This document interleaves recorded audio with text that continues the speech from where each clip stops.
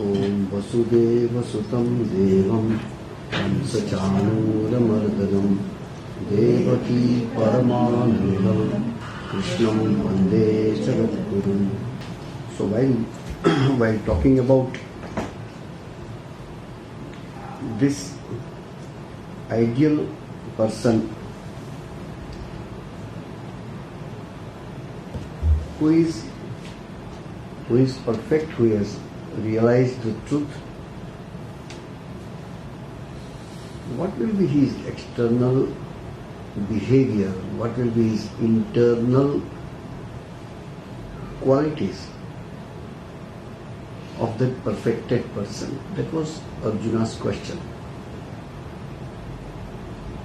Sri Krishna could just list out some qualities, but along with that he explains also.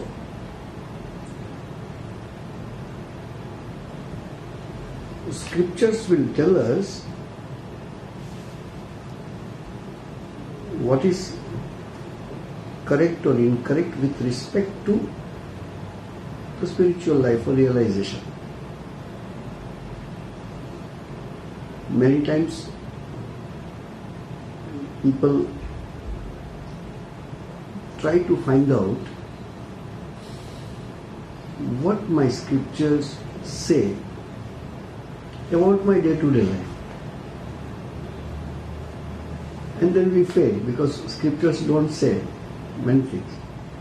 Then how to decide whether what should I do as a Hindu, what should I do as a Muslim, what should I do as a Christian? Many debates, many fights, many quarrels about religious practices. The root is here.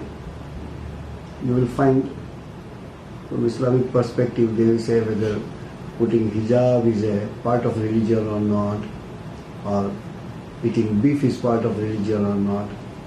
So they try to find something from the scriptures. Now whether scriptures need to say that or not.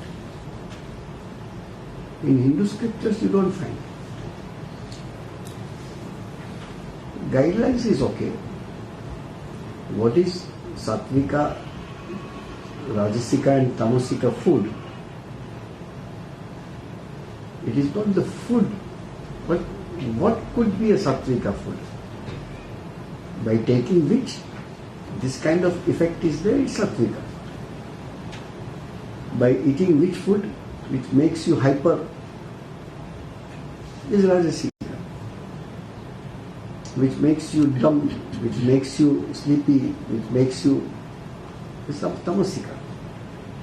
That thing they will tell. Scriptures say this. Not that here is a list of food which is Sattvika food. Chapati, rice, sambar. These are all Sattvika. What is Rajasika? Pickles and sweets and all. Like this scriptures will not say. So you interpret. You decide. For example, can scriptures say about the quantity of food you should take? Scriptures cannot say. You decide what is apt, correct quantity for you. Maybe for me it is 2 chapatis. Maybe for him it is 5 chapatis. Maybe for her it is half chapatis. We don't know. Scriptures cannot say this. And then we say no. Without scriptures telling, I don't believe. So, the very purpose of scripture is this. It will tell you the philosophy, it will tell you the guidelines. It cannot give a prescription of medicine, prescription of food or behavior. How much details scriptures can write? Okay, be compassionate. It may be your problem. Oh, because I was over compassionate to someone, so I am in trouble now. See, because of scripture I am in trouble. You don't blame scriptures for that. That which is good is good. Now, how that good you would need to practice, which is beneficial to you or not beneficial to you. As I was talking yesterday, few things scriptures will say as an order, Adesha. Scriptures will tell you to do this. And some scriptures will tell you could do it. It is good to do. Even if you don't know, it's okay. That's not today I saw one document from government. Few things, there is a particular tick mark. You must do. You must do. And there are many things where there is this thumbs up mark. It is good to do. Good practices. Even if you don't do, they will not catch you. But these few things you must do. If you don't do, they will catch you. Here is the difference. One is order, Adesh. You must do it. One is a list of good practices. All that is secondary things of religious and spiritual life is good to do. It's not primary things to do. See, when Swamiji says this, each soul is potentially divine. The goal is to manifest this divinity, realize this divinity. Do it whichever way. Generally, there are 4 ways of doing this, what we call Karma Yoga, Bhakti Yoga, Raj Yoga, Jnana Yoga. That's what Swamiji says. Do it either by work, or worship, or psychic control, or philosophy. You can do with combination also by 1, 2, or all of this, Swamiji says. And be free. That mukti, moksha, liberation, salvation, realizing the truth, realizing the God, is the whole of religion. Everything else is the secondary details of religion. What are secondary details? The temples, the books, the rituals, the dogmas. These are secondary. Primary is to realize the truth. By doing the secondary details, if it is helpful to you, take help. Whole Bhagavad Gita, 700 slokas. Nowhere Krishna says about any rituals. Nowhere he says about going to temple. He doesn't say. I was joking other day, maybe Krishna forgot to tell. How he can forget to tell that which is so important to us? You made it important. That is not important. In our heart of heart we know. One person goes every day to temple. Do you think that makes him eligible to realize the truth? No. But you can go to temple if it is helpful to you. Just by going to temple you don't realize truth. And this is something very bold in Hinduism. That right inside the Vedas it is told that by reading Vedas you cannot realize truth. Because if by reading Bhagavad Gita I realize truth, 700 slokas translation anybody can read within few hours. By reading you cannot realize. By reading the whole Vedas, it is clearly written. You cannot realize truth by reading the Vedas. Because reading is an action. No, I read it. Did you understand? No. What was the meaning of reading? So, this primary details is to realize the truth. How you want to realize? Many ways are there. How to practice those ways? That also is told. All these are helpful for you to realize the truth. As I was giving example yesterday, some of you were there, it will be repetition for you.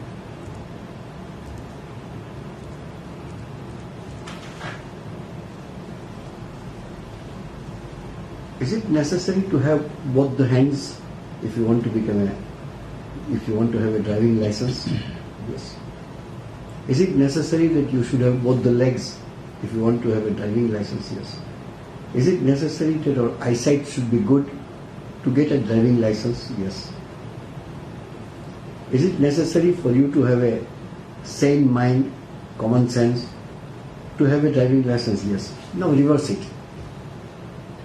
Just because you have two hands, can you become a driver? No. Just you have two legs, that makes you a good driver? No. That your eyesight is okay, does that certify that you can become a good driver? No. But just now you told that with this you can be a good driver. Here is the trick. To be a good driver, you should have this. But just because you have this, you cannot become a good driver. You may not get even a license. You have all two hands, 2 feet, good eyes, common sense, eyesight okay. You say, I have all the qualities, why don't you give a driving license to me? We have a shloka in our scriptures which says, Na pranena, na apanena martyo jivati kaschana. You are alive not because this prana and apana in your body, all the different kinds of pranas, itanenu jivanti. There is something else because of which you are alive.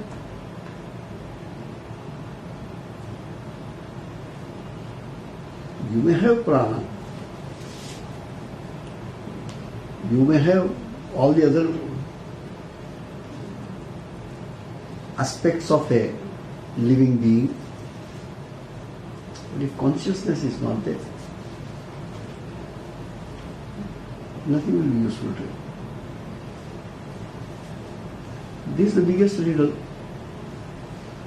We all are alive. Senses will tell you that, oh, heart is working, okay, brain is functioning, okay. Consciousness is not there. You can't function. What is that consciousness? There is no laboratory test for it. Yeah. They will see how the body functions. That which is not visible, that which is not perceivable, is the cause for all that which you see in a living being. Coming back, so these qualities of this person are mentioned. Internal qualities, external qualities, behavior. It will not go against that human being who is a perfected soul, will not go against these primary details of a realized soul. But it may not be in verbatim. State of mind is different. All the qualities are there. Yes, these are the qualities of a person. Its reflection in their life could be very different. You will find one quality of this realized soul is compassion for all living beings. In our common sense of the term, if you are compassionate for living beings, how you can kill? If you kill, you are not compassionate. Can it be possible that you kill also and still you are compassionate? Is it possible? Soldiers defending the land. Could be. One good example. Sri Ramakrishna's devotee, Balaram Basu, had this question in his mind. That we have to be compassionate as a devotee or as a person of one who want to lead a spiritual life. He said, I will ask this question to Sri Ramakrishna when I visit him. So when he visited Sri Ramakrishna was killing the bed bugs. He got the answer. You don't kill. There are so many mosquitoes. What you do? Put a water so that mosquitoes can drink water and survive. You bring a spray and get rid of them. So it's an interpretation, how you interpret it. But no, I randomly kill everybody and anybody whom I meet, and still I can say, you see, I am still compassionate. You cannot do it. So even to be compassionate is a relative term, as I told. In a civil normal life, if one person out of anger killed another person, punishment is very severe. Punishment is very severe. But if the same person is a soldier and he killed 10 enemies, he may be given few stars. Action of killing is the same. It is not the action which is rewarded, but it is the purpose or attitude which is rewarded. Otherwise, by killing one person, you are imprisoned, and for killing 10 people, you are rewarded. Then how? So even if these qualities which we read, you should interpret in this way. Any good quality,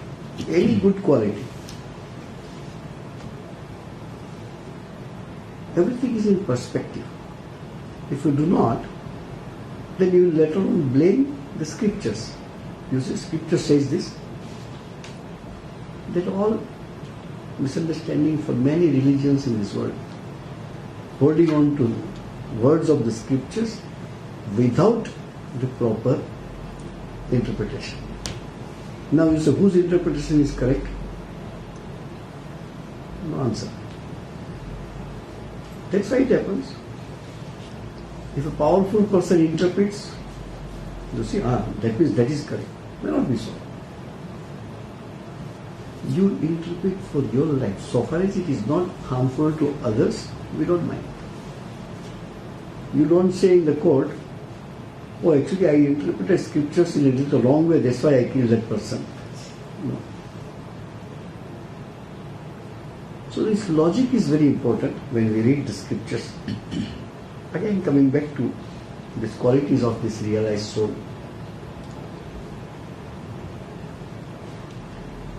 I was telling today to someone,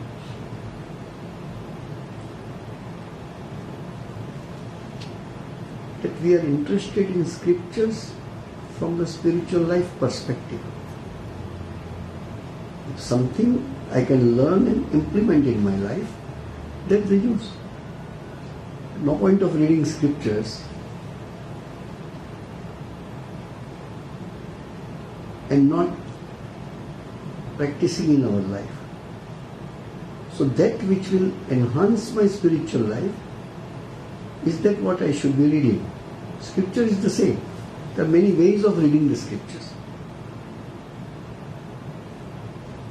Same Bhagavad Gita. There is one way of reading Bhagavad Gita from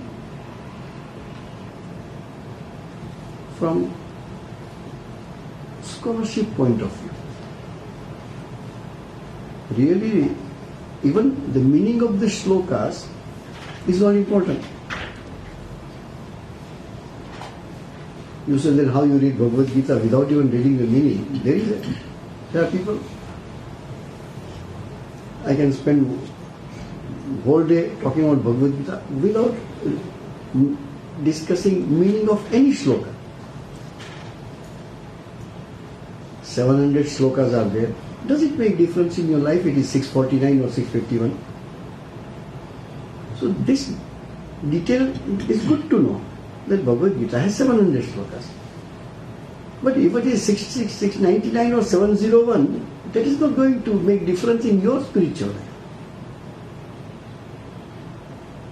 Then there are 2 meters used in Bhagavad Gita. Anushtup is one kind of chanda, and there is another chanda, I don't know, whether Vasantutilaka or something.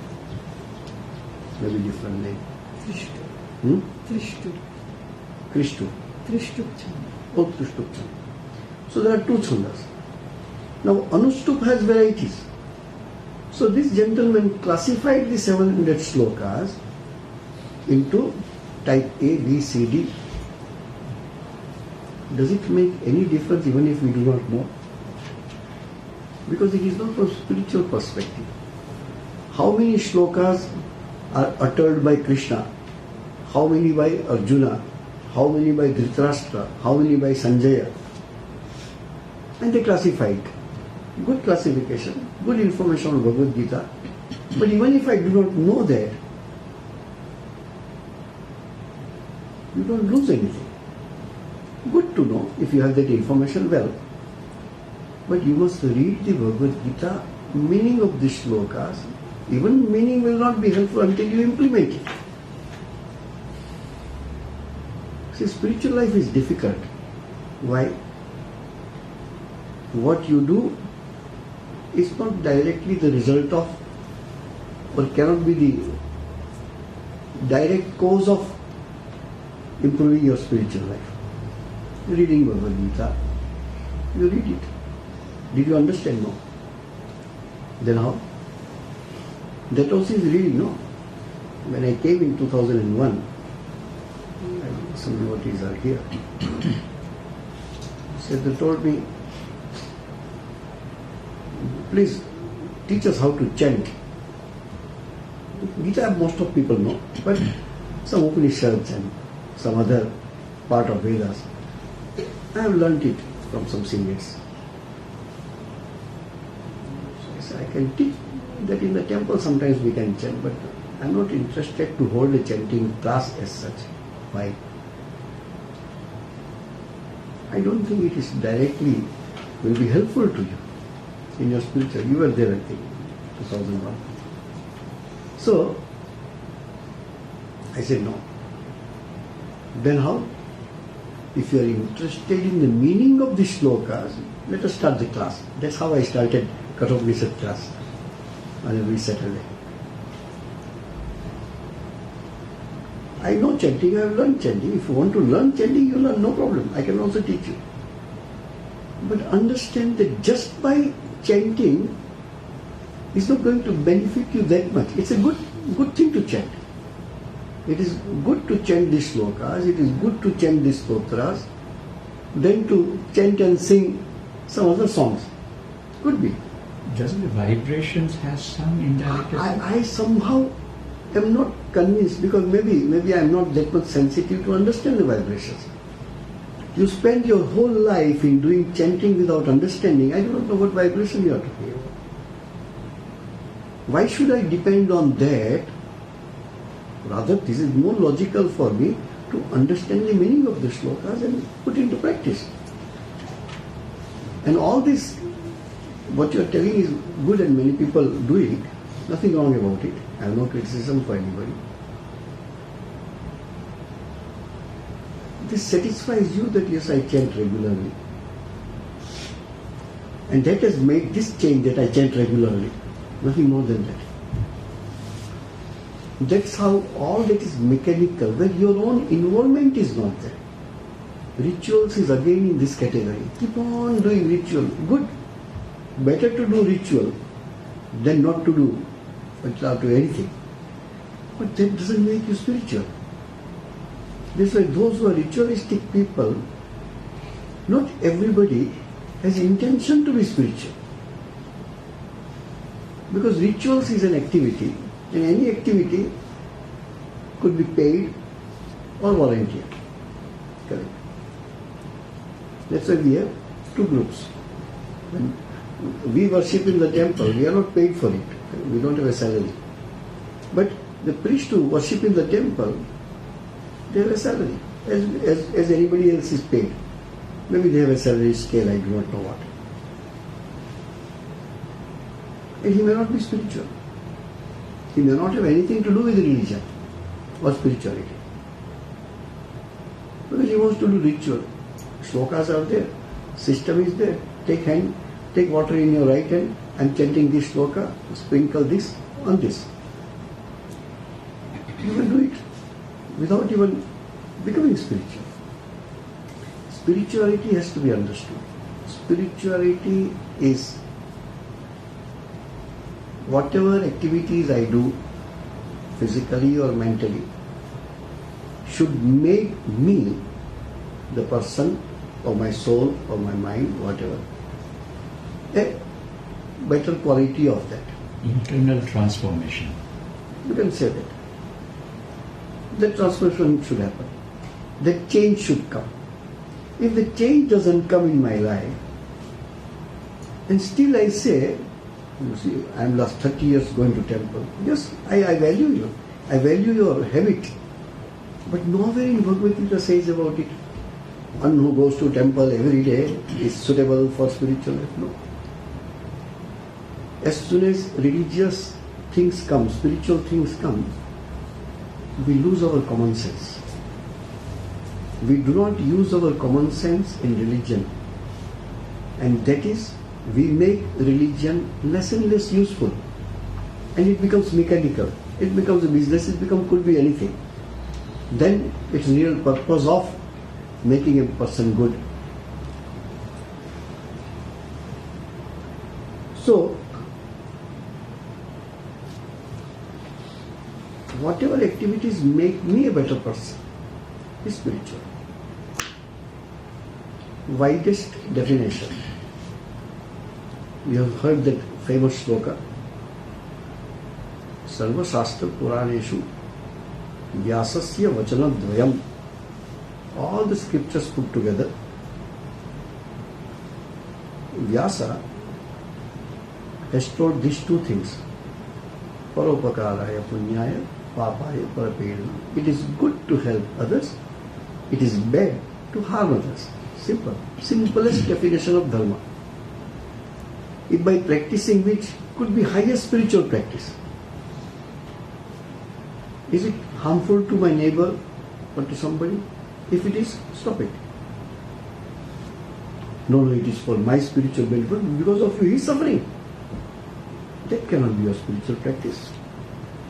But we don't say that is not spiritual practice. That's spiritual practice, but you do it in such a way that it is not harmful. Could be. See, for we do the homa in the temple. Is it illegal? If you stay in SDB, it could be illegal.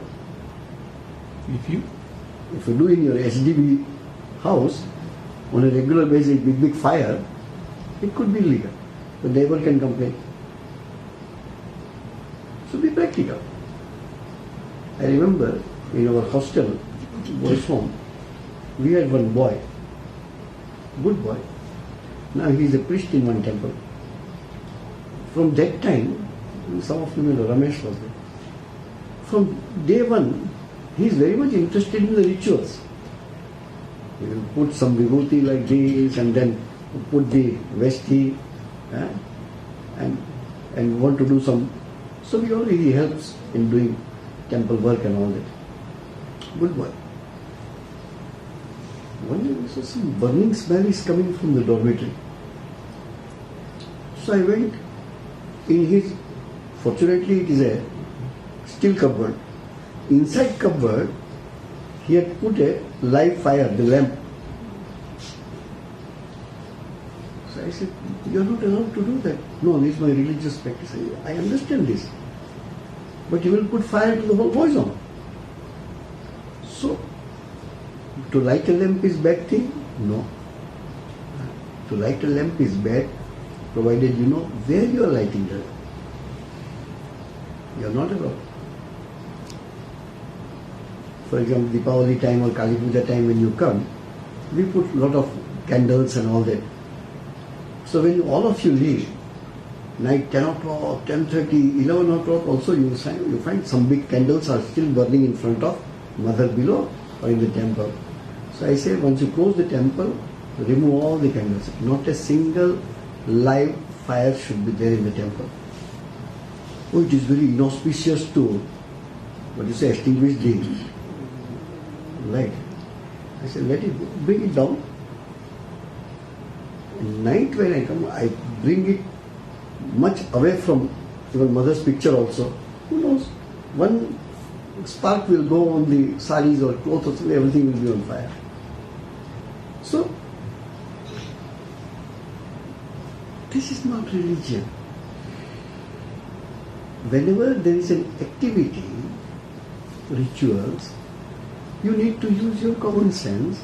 You need to observe the do's and don'ts of the place. You meditate, not disturbing to me. But you want to sing loudly.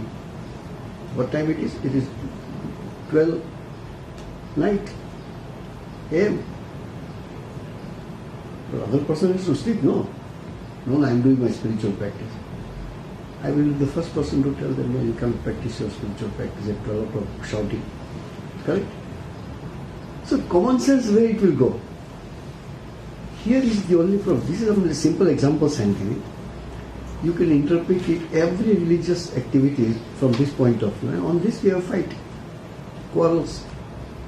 Oh, Muslims are putting mic, big sound and this and this. All kind of practices are there. So far as it is not disturbing to others, Singapore is very clear about it. So far as it is not disturbing to others, you practice your religion, no problem. You cannot bring a big procession on the road and jam the traffic. No, not allowed. Your religious practices cannot be harmful to others. Cannot be a problem to others. So far as it is, you practice. You see, when we renovated our temple, these are common things, nothing big thing to talk about. We have many important things to talk about. When we renovated our temple, could be 90, 98, 97, 96, 95, 96, Jaidevanji was there.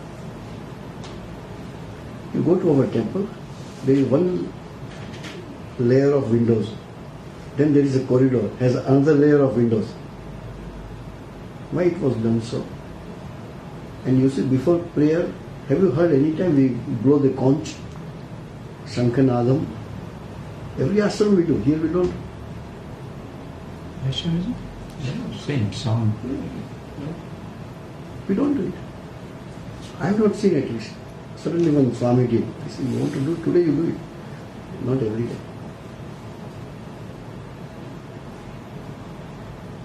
In some ashrams, where ashrams are close to the residence, generally in mission we have a practice of breakfast, lunch and dinner, there is a bell, so that all of us can hear and come for lunch. In one place I went, they have a calling bell. So it will ring only in the monks' quarters or the staff quarters. One of our Swami, he was here also once a day, he used to say, you don't need to tell the whole locality that Swamis are going for lunch. Purpose is not that. Purpose is to let you know. Then okay, 12:45 come for lunch. No, there is a tradition that we must have a bell. No, bell is never a tradition. Informing is a tradition. So, religion, people don't use the common sense. Swami Vivekananda says in one place, when the lion or a tiger roars, the timid animals like deers and cows, they just run away as fast as possible. Even there are incidents. So for example, a deer is grazing some grass or something, doesn't know the tiger is very close. And as soon as the tiger roars, believe me, the deer 90 degree falls on the ground immediately. So much fear. Really? Yeah. So, Swamiji says, when tiger roars, these animals run away. In the same way, as soon as the word religion comes, our common sense runs away. This Swami Vivekananda knows it. Common sense? Runs away. Really? Why it runs away? Because we don't think out of the box. No, it is told. No, you think out of the box. Have you ever thought, we are worshipping Sri Ramakrishna. Sri Ramakrishna worshipped Mother Kali. Whom do you think Krishna worshipped? Whom do you think Rama worshipped? They all worship somebody, no? Rama worships Shiva, we have some incidents. Krishna's worship of maybe, because this Shiva, Vishnu, Brahma, these are not gods like incarnation of gods. They are godheads. So Krishna was born. Krishna was a person, historical person. I don't know whether Brahma or Shiva can be called a historical person from that perspective. Maybe some million of years before Shiva was there, I have no idea. But Rama lived, just like you and me. Some footprints are still available. Krishna lived. His kingdom in a small relics are still available. Whom they worshipped. Now you worship them, but whom they worshipped. In the same way, we must ask questions about religion. It sometimes may look a little foolish, but it is good to ask questions so that you don't fall in this trap of mechanical practice of religion. If I say something to do, all of you will ask questions. Why you want? Okay, raise your hand. Why should I raise your hand? You will raise, just to satisfy me maybe. But you say, what happened to him? What Gita class has to do with raising hand like this? You use your common sense, correct? Even if in the name of religion, if I say something. Why don't you ask a question for everything in the name of religion, what you do, that why you do it? The curiosity to find out, there must be a reason to do it. But we don't try to find out. Just told priest says you do it, we do it. That's how Buddha was the one person who revolted against Hinduism. He was Hindu. He was born Hindu. He was a scholar of Hindu, much more bigger scholar than what we are. But he asked a question. Why you do it? And he couldn't find answer. Animal sacrifice is going on randomly. Yajnas are going on every day. He just asked why you do it. And he couldn't get a satisfactory answer. So he said, I don't do it. Not that I disrespect it. No, I just don't do it. We don't need to be even that. Yes, I'm ready to do it. Because it's a practice, I do it. But I will like to know, why do we do it? Those who do not believe in it will be angry on you. Ask a priest, sir, why we pour so much milk on Shiva? No, it's a tradition, just pour and go, so many people are in the queue. He has no answer. There are answers to most of them. I don't know, maybe. I'm not that good in rituals. But there must be some. If you find out, I can find out for everything. But isn't that bhakti, or all the blind follow of bhakti margas? No, you cannot say that. You cannot say that. Why you cannot say bhakti has to do with my emotion? But emotion also has a reason, no? You do something for the statues or the symbols in religion. Garlanding, putting flowers, offering sandal paste. And we have so many things which we follow. Not that I don't. I'm not bragging about myself, but so far as the ritualistic worship, I'm quite in forefront of the Swamis who knows the rituals. Whatever maximum rituals can be done, I have done that in our mission. That's a part of Bhakti,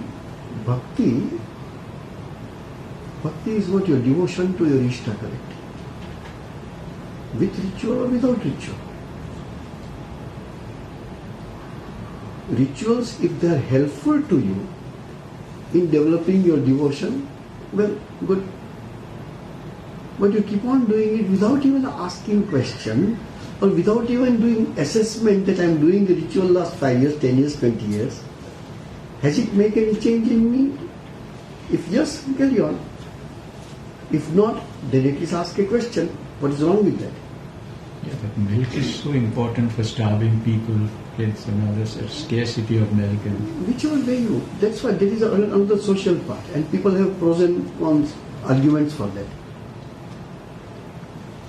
We are not in that. We are here in these principles of practicing rituals without understanding. How you achieve devotion by practicing something which you don't understand why you practice. No, it is just a ritual. The ritual has a meaning, no? So, idea is this, that we must ask questions to ourselves. Not to criticize, not to belittle,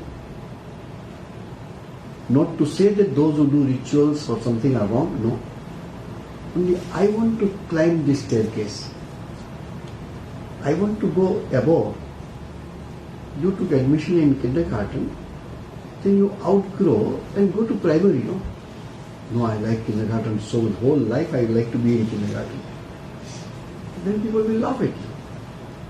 So you study and then go to primary. After a few years, primary school cannot contain you. Whatever need to be known in primary school, you have passed the exam. So you go to secondary. Whatever primary school you learn, you don't lifelong study in primary school. You go, then why not in terms of religion? I started 50 years before doing this ritual, still I am doing, oh, what a regular person. Why don't you think out of the box? Sir, you don't feel like growing out of that? Do you think that is everything of religion? No. Here is the question that in religion, people don't ask questions to themselves. We are not here to ask questions and tell that, oh, this priest doesn't know. No. Our intention is not that. Our intention is, by knowing this, then you will find the rituals are secondary. That's why we have a beautiful concept. Sometimes, I remember I will tell, it's called Manas Puja. Worship, same worship, there are two meanings of that. Same worship you do mentally. You imagine beautiful statue of Sri Ramakrishna. Here are the flowers, everything. Mentally. You take the flowers and offer. Mentally you think, wow, beautiful, so many fruits and sweets are there, you offer. All mentally. That is one aspect or one meaning of Manasa Puja. The real meaning is very different. it is good, isn't it? It is good. Again question. It is good, but that is better than that also. And another Manasa Puja is the very result of ritual. Is to understand that what a small ritual you are practicing is a representation of what already is going on in the cosmos. The famous song written by Guru Nanak and Rabindranath Tagore has adopted that in his poems. Gaganamaya Thala Ravichandra Dipakavare Taraka Mandala Chamake Jyoti. What light you are showing to him, sun, moon and stars are continuously showing that light to him. What flowers you want to offer where the whole forest of flowers is meant for him, doing puja of that cosmic God. To remember that, you do this. Isn't it Thakur that is, after realizing that he couldn't, he stopped plucking flowers? In a way, that could be one interpretation of that. Sri Ramakrishna always want to go beyond what he is practicing. Then a time came when he was not able to perform rituals. Not that he cannot, but that becomes in a way meaningless to him. The purpose of ritual is to be achieved. Ritual in itself doesn't mean anything. You have to achieve the purpose of ritual. So the purpose of ritual is achieved, then it doesn't mean whether you do it or not. So, here when he says about the qualities of this great man, Sri Krishna spends 3 shlokas out of 18 only for this particular aspect of spiritual life, is controlling the senses. Many places he has told about controlling the senses. If you don't have control over the senses, initially, little control at least. We may not be great to control our senses completely, fully under our control, no. But up to certain extent, control over our senses. Otherwise, where you will go? So we saw this shloka that Vishaya vinivartante niraharasya dehina. I am interested to enjoy a particular sense object, and that sense object has a corresponding sense in my body. If I want to watch a movie, I have to watch a movie with my eyes, not with my tongue. So that is the sense object and then sense. So the senses and the sense object have a connection. That which is to be seen has connection with the eye. That which is to be heard has connection with the ear. That which is to be tasted, connection with your tongue. That which is touched, connection with your skin. So senses and the sense object. You cannot mix it up. I told you that funny. Every monk or every sincere devotee could be there in my thinking. So we used to think out of this, out of box. How out of box? Hearing with ears. Why can't I hear with my eyes? We all know it's a foolishness to discuss this, correct? But I really did it. That speaker is there. I put it, I can't hear. Put here, I can't hear. Only I have to put it here. Do you think I need to practice to understand that? No, we understand, but the counter is to be understood. The sense object and senses have direct connection.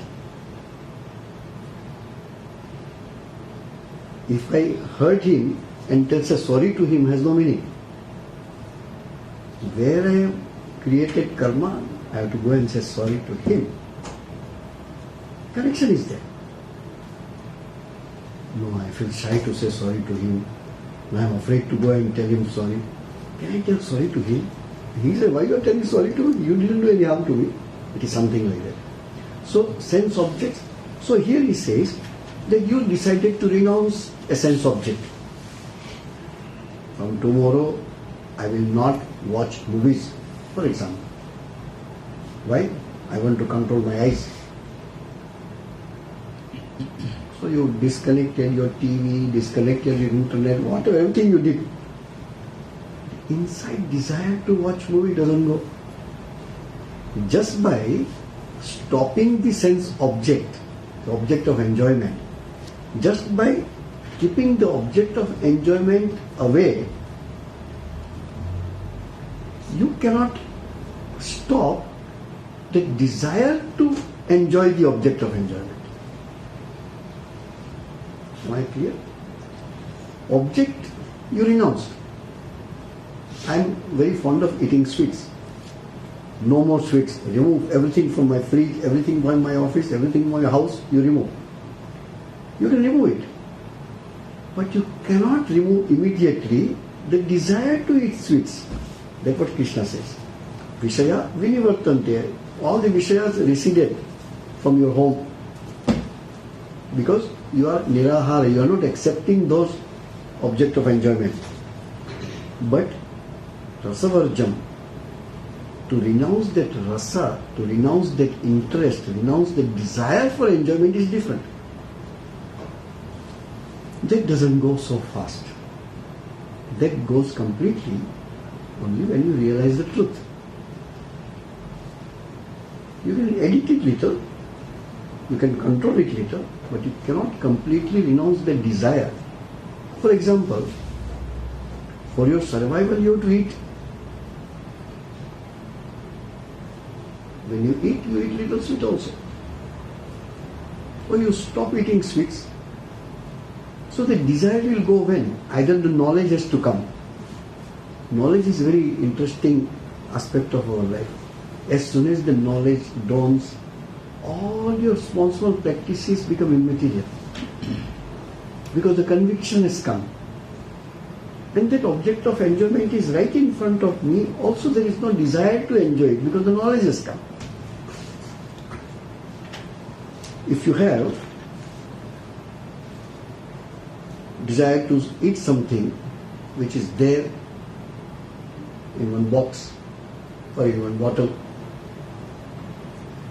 but as soon as you come to know inside the bottle is poison, actually speaking, is not what you are thinking, oh then I don't want. As soon as the knowledge came, your very desire to have that goes away.